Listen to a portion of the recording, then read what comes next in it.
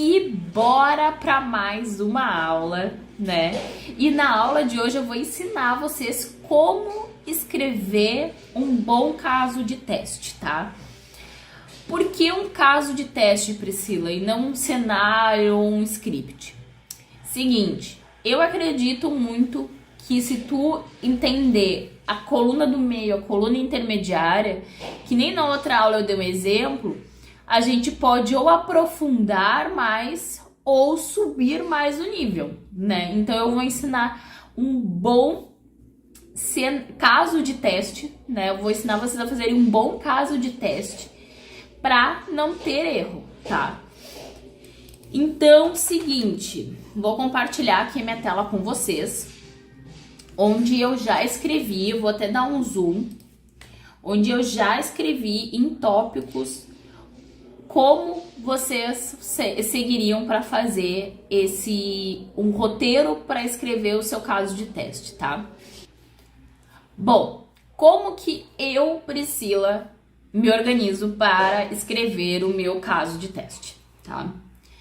Seguinte, eu sempre penso em algumas coisas. Vou precisar de massa de teste, né? Vou precisar, por exemplo, num sistema de login, eu vou precisar cadastrar, pedir para alguém do back-end cadastrar um usuário, para eu já ter um usuário na manga, né? Para já fazer o login. Qual o pré-teste que eu tenho que executar, né? Qual é o pré-requisito para chegar nesse meu caso de teste? Também é algo muito importante de saber, né? Porque às vezes não é uma massa de teste que tu precisa, mas tu precisa realizar vários steps anteriores no seu sistema para de fato começar a executar o seu caso de teste. O que testar é o terceiro tópico, né?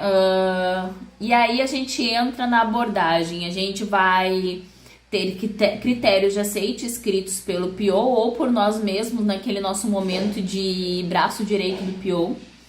Nós temos as regras de negócio, que essas sim são escritas pelo PO, tá?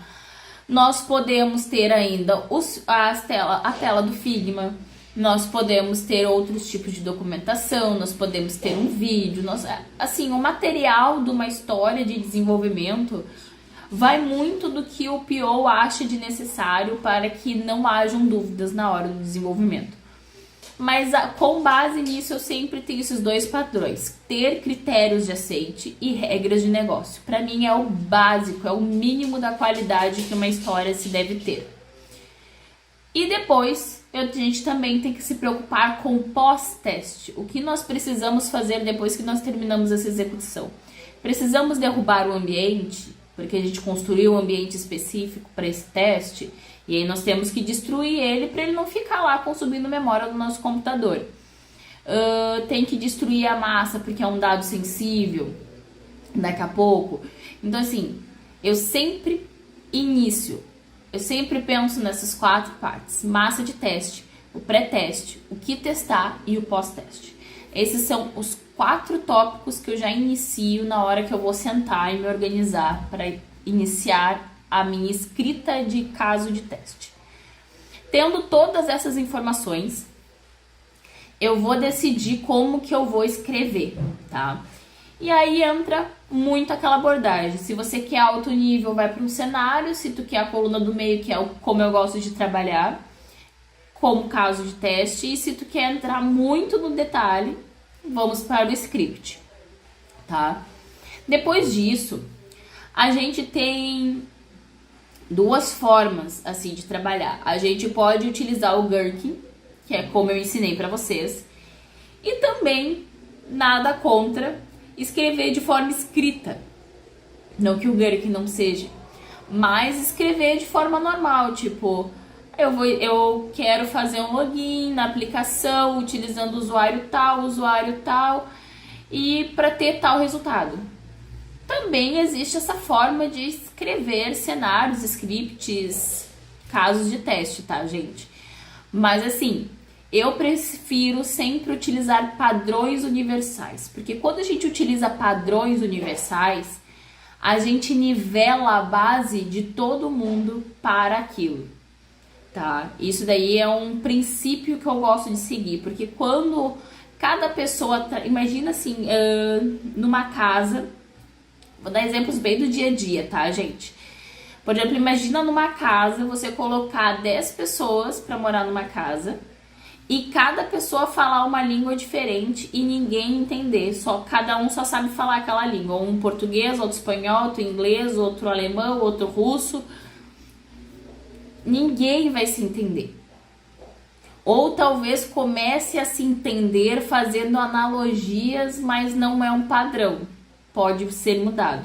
Quando tu utiliza, não, só vamos falar inglês como nós conhecemos, né? Que inglês é a língua universal do mundo, né? A gente costuma dizer que precisa de inglês para tudo.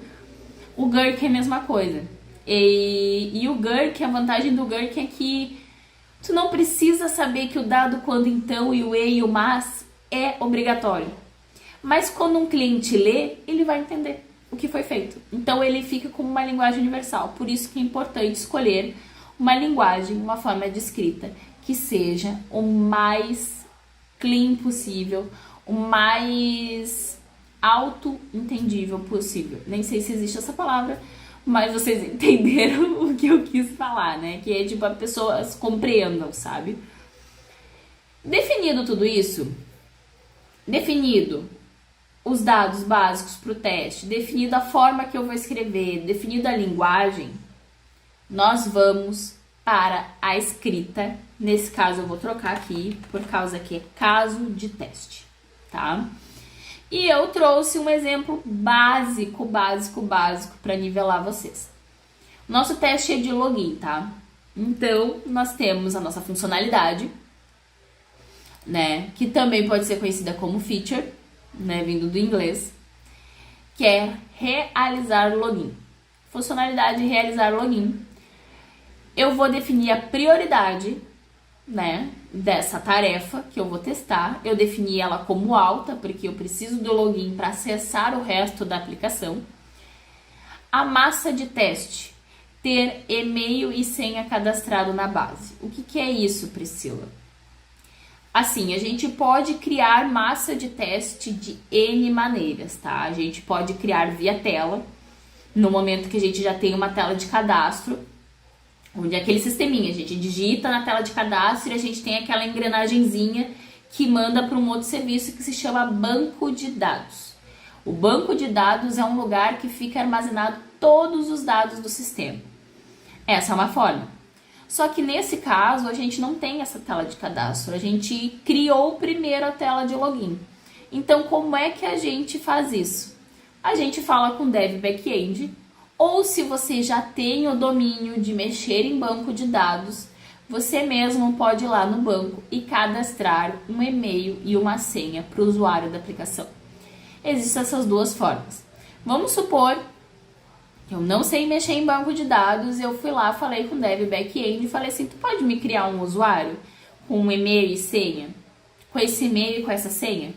Passa para ele o e-mail e a senha e ele te devolve dizendo assim, ó, foi cadastrado.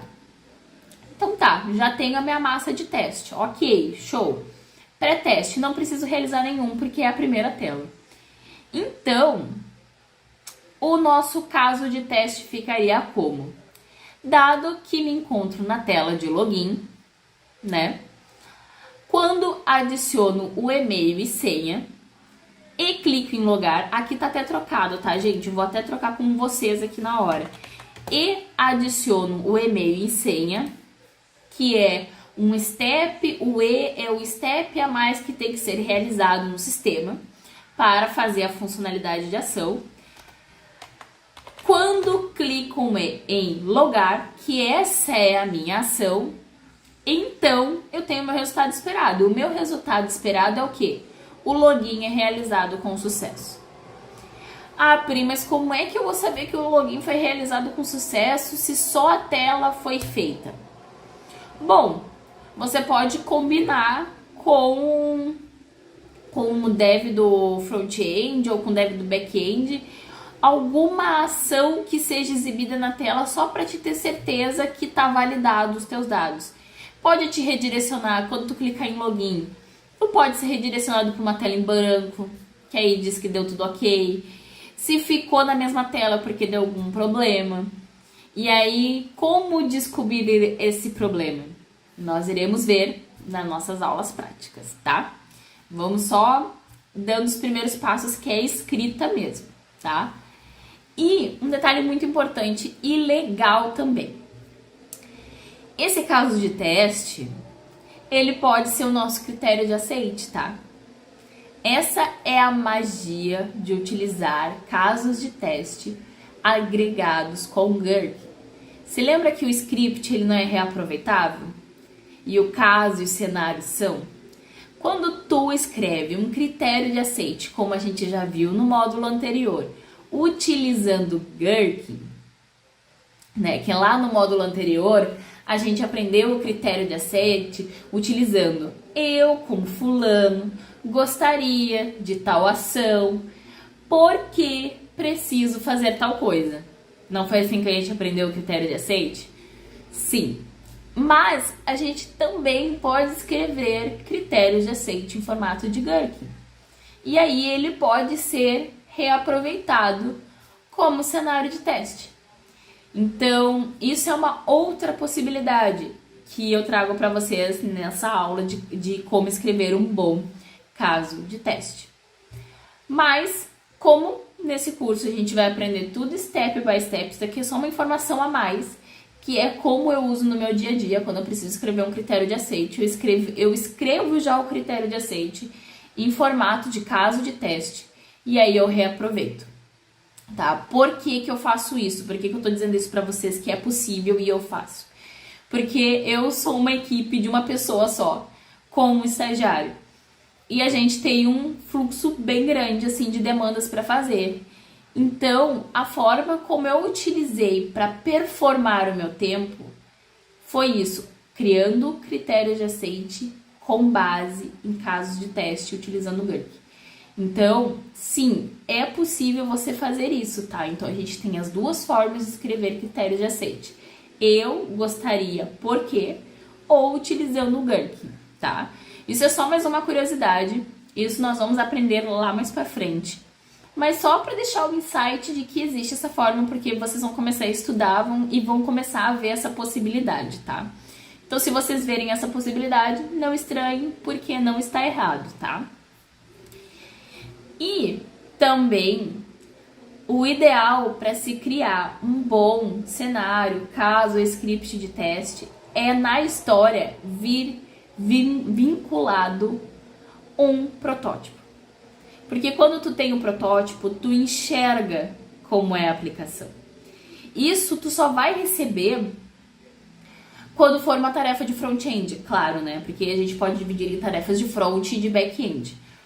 Mas quando tu tem que testar uma tarefa de front e vem uma tela, fica muito mais fácil até para ver se aquela tela foi desenvolvida de forma correta. Então, recapitulando a aula. Para escrever um bom caso de teste, a gente precisa ter aquelas 4 perguntinhas respondidas. Eu preciso de massa de teste? Eu preciso executar um pré-teste? O que eu vou testar? E o meu pós-teste. Além disso, você também vai ter que definir como que você vai escrever, se vai ser através de cenário, caso ou script. Definir a forma como você vai escrever, se você vai optar pelo Gherkin ou vai querer escrever de forma textual. E depois estabelecer qual é a funcionalidade, que isso normalmente está escrito na história mesmo, a funcionalidade pai. Definir a prioridade, né? Que já vem com a prioridade ali. Escrever o seu caso de teste e ter uma referência. Essa referência aqui, nesse exemplo, eu coloquei uma imagem, mas essa referência poderia ser uma documentação técnica de negócio, poderia ser um vídeo, como eu falei, pode ser N formas de ilustrar a forma como deve ser desenvolvida. Então, eu espero que vocês tenham entendido o conceito de como escrever um bom caso de teste, como você deve pensar, os primeiros pensamentos que você deve ter na hora que você recebe uma tarefa para ser testada e como ela deve estar estruturada, também garantindo a qualidade para não ter erros de ambiguidade, sabe? Uma pessoa deve entender algo, você entender outro e no final não ser nenhum dos dois ou um dos dois está certo. Então espero que tenham gostado. Se ficaram com dúvida, deixa aqui nos comentários. E nos vemos na próxima aula. Tchau!